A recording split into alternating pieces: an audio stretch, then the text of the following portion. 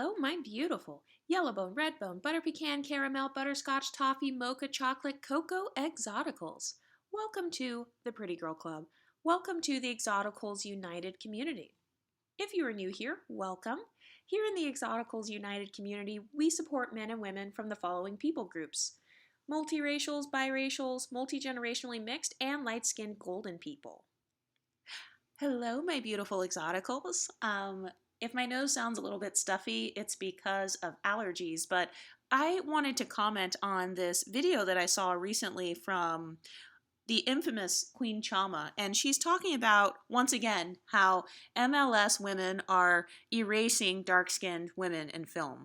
And she goes on to talk about actresses like Yara Shahidi and Zendaya and Lauren London and pretty much anyone who does not look unambiguous. And she talks about how a lot of black movie producers, they will cast darker skinned sons, and then they'll cast these mixed race, multiracial, kind of lighter skinned black women or lighter skinned mixed women as the daughters in these films.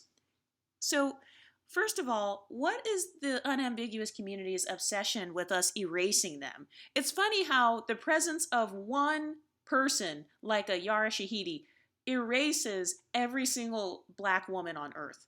Like, how are we erasing the entire monoracial black community? I don't understand that. Like, is our beauty that powerful? I mean, we must be really fabulous if one actress in one movie is causing you to forget about the existence of the entire dark-skinned black female community. Secondly, I noticed that a lot of the black empowerment YouTubers seem to be upset because they said that, all of the elders are darker skinned and then the younger people are light skinned. My first question is, I'm sorry, why are you still watching these movies? I can't even remember the last time that I watched an African American Blackistan movie. Like, I'm serious. I can't remember the last time I watched one of these movies. Why are you watching these movies? And also, why are you basing your self-esteem off of Boys in the Hood or, some random Kenya Barris Netflix TV show or something like that? Why are you even taking these things so seriously? This is entertainment. These things are for entertainment purposes only. Okay, so that's my first talking point. The second thing is, if you are so concerned about mixed race people taking over, then why not go and support your own fellow unambiguous black women? Why not support dark-skinned black movie producers? And why not go create your own shows that feature all dark-skinned monoracial people? I mean, look at the Wakanda movie. That was a successful movie, and that movie featured darker-skinned unambiguous people, and it did really well. So why not just go support movies like that? Also, in Queen Chama's video, she talked about Kenya Barris, and if I'm not mistaken, I believe Kenya Barris himself is an MLS man. So why do you expect MLS people to constantly cape for you? It is not the responsibility of an MLS person to carry the entire African American community on their shoulders. Okay, so that's number one. Okay, first of all, can we agree that this woman really isn't even that light-skinned? I mean, is she seeing something that I'm not seeing? Because I don't see it. I would classify her as light brown skin. That's how we would say it where I'm from. And can we also agree that these blinged out, tacky ass goggles she has on her face that she said that she's trying to sell? Can we agree that these goggles are a hot fucking mess? And she apparently has no real friends, because if she did have real friends, they would tell her that the goggles look ridiculous. I don't know who's gonna buy those. I don't. Can we also agree that the leave out on the top of her head, it looks like maybe she has about 4 inches of fried hair? It's not blending, boo. It's not blending with your wannabe real 24-inch Brazilian wavy. And it looks like old weave. The most average looking, mediocre, basic looking light-skinned chicks seem to be the ones who always want to come out with this colorist shit. They're really colorist. They're really conceited. I mean, it would make it a little bit better if these people were exceptionally attractive. You know what I mean? But it's always these basic looking light women who have it in their minds that they're being hated on because of their skin color, because of their light skin color and their beauty, when they're really not all that pretty. And it's probably her attitude or what she's exuding that is making people dislike her or see her in a certain light. It's like, it's not that you're pretty, it's not that you're light skinned, it's probably your attitude. You're probably just stuck up and people don't like that. But what seems to get severely downplayed is the superiority complex that some of these women exude around dark-skinned women. Some of you do have a superiority complex. A lot of you do, okay? And this woman, she said she walked in the store, and I guess some dark-skinned women were mean-mugging her, and they made a comment saying something along the lines of, only light-skinned bitches or light-skinned bitches, you know. Chick, how were you acting when you walked in the store? Because look at her. Look at her in this video. Were you acting light skinned when you walked in the store? Number 2, this is what you get for telling MLS people comments like, oh, well, you're not that light skinned. Well, my own family member is lighter than you. My own sister looks like you. My cousin looks lighter than you. Well, you're still an N-word. You're still a Negro. You would still be a slave. Oh, well, when I look at you, you just look black. You don't even look mixed. People say those types of things about actresses like Yara Shahidi, Lauren London, and all kinds of other actresses who are mixed race. And so that's what you get when you constantly tell us, oh, well, we're all still N-words and we're all still black. And when you yourself, as an unambiguous person, support the one drop rule, and you say comments like, oh, well, you know, you're not light skinned, you're dark brown, or you're light brown, or, you know, you still look like a black person. Okay, so then guess what? We're going to try out for all the black roles. We're going to be in African American beauty pageants. We're going to entrench ourselves in the black community. We are going to date whoever we want, whether it's in the black community, out of the black community. We're going to engage in black Hollywood culture, and there's nothing you can do about it, because this is what you get for constantly trying to pigeonhole us into unambiguous blackness. Anytime that a mixed person tries to embrace another part of themselves, or anytime a lighter skinned black person embraces being lighter skinned and not being dark skinned, we constantly get called, oh, colorists, or we constantly get told that we are being racist for pointing out our differences. And so since you're constantly telling us that we're all the same, because you're attempting to humble us and put us in our place, well, that's what happens when you tell a light-skinned person, oh, well, you're the same as a dark-skinned person. You look just like my cousin. You look just like my sister. You look just like my aunties and uncles and all of my family members. Okay, well, then guess what? We're going to play your family members in a movie, since that's what you guys have been telling us for decades. I thought we were all the same. So what happened? One minute we're all the same, and then the next minute we are taking over and erasing you. Which one is it? So these are the results of unambiguous black people constantly trying to put lighter skinned people or mixed people in the same boat as unambiguous people. You said that you didn't want to separate us and you didn't want to cause division because you said that that was colorist. And so in order to, you know, acquiesce your request, we are going to participate in the same movies as you. We are going to take the same roles. We are going to play your family members because we're all sisters, right? I thought we were all black sisters. I thought this was a sisterhood, whether you're light-skinned or mixed or biracial or whatever. I thought we were all a sisterhood. So what happened to that? It's funny how unambiguous people, they love putting us in our place or humbling us or saying, well, you're not light-skinned or you're not mixed or you still look black or you're still an N-word or the police would think you're black and a racist white person would still think you're black. And then as mixed people, we say, okay, you're right, we're a part of the black community too, so we are going to participate in black culture and black Hollywood and gain all of the benefits of being in the black community. And then once we do that, and once we get some clout and actually become successful within the black community, then suddenly it's, oh, well, you're erasing us, and you know, these light skins, they like being chosen over a dark skinned person, and these multiracial people, they like being chosen over a monoracial black person. Do you see the hypocrisy? There is so much hypocrisy in Blackistan. I mean, it's insane. And also, she made a comment about, I think there was a movie or a show where Lauren London plays the daughter of Nia Long and some African-American actor. And if I'm not mistaken, I thought that the character in that movie or show, Nia Long's character, I thought she was supposed to be some sort of biracial or multiracial woman. So yes, if a person is mixed race and they have a darker complexion, It doesn't matter. They can still create a lighter complected mixed race child. Ask any darker skinned mixed woman on this channel who has children. It's very easy for a darker skinned multiracial woman to create a lighter skinned child. So that's ignorant.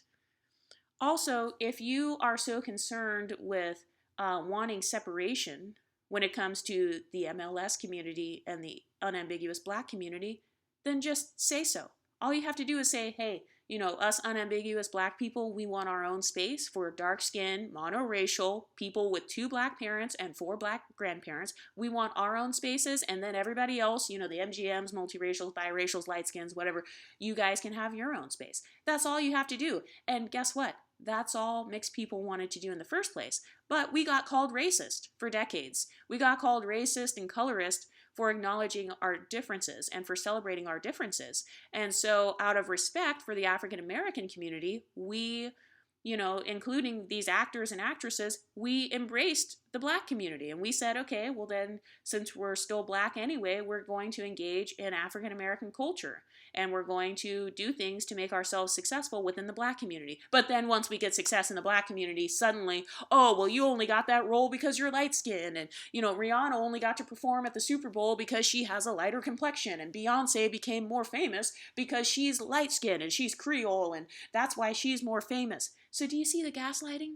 This is what happens when you partake in Blackistan culture. And also, it is ignorant to expect an MLS person like Kenya Barris or an MLS movie producer. It's ignorant to expect those people to cape for unambiguous dark-skinned people.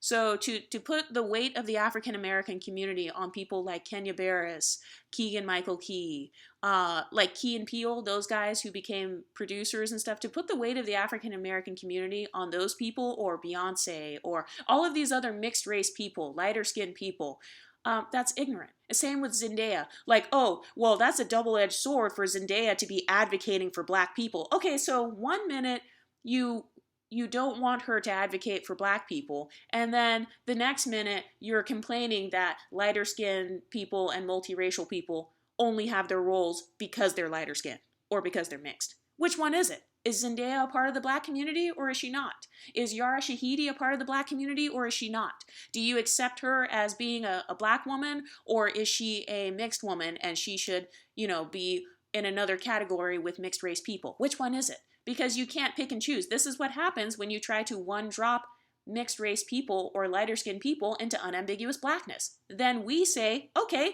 that's fine. I'll be an unambiguous black woman. And guess what? I'm applying for black scholarships. I'm going to enter myself into black pageants. Since I'm still the N-word anyway, and since white people will be racist against me, just like you, yes, I'm going to take all of the same opportunities as an unambiguous black person, and may the best and most desirable black woman win. That's the attitude we're going to have. You know why? Because you forced us to be pigeonholed in the unambiguous African American community. And then if an opportunity comes for a movie and the producer happens to be an MLS man like Kenya Barris, who do you think he's going to favor? Of course Kenya Barris is going to favor an MLS person. Why wouldn't he? That's a part of his own background and his own upbringing. We as MLS people always knew that we were different. You know why? Because our whole lives we've been thrown in and out of the black community. So Queen Chama's video is just another classic example of doing the same thing. So it's like, which one is it? Is Lauren London a part of the black community or is she not? Is Yara Shahidi a part of the black community? What about Zoe Saldana? Is she a part of the black community? What makes a person black? Is it their skin tone? Is it the way that they speak? Is it their struggle? Because a lot of African Americans, they equate blackness to suffering and being a victim. So they will tell a person like Lauren London or a person like Yara Shahidi, oh, well, racist white people don't care that you're mixed because they're still going to treat you like you're black.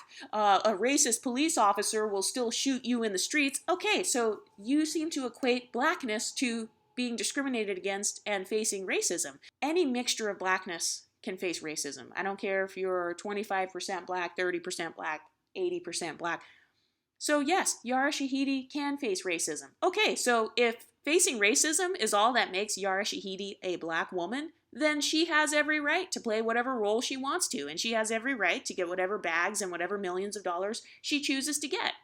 And that's what you get, unambiguous black women, for forcing us into your community. You want to force us into your community? Okay, that's fine. Then guess what?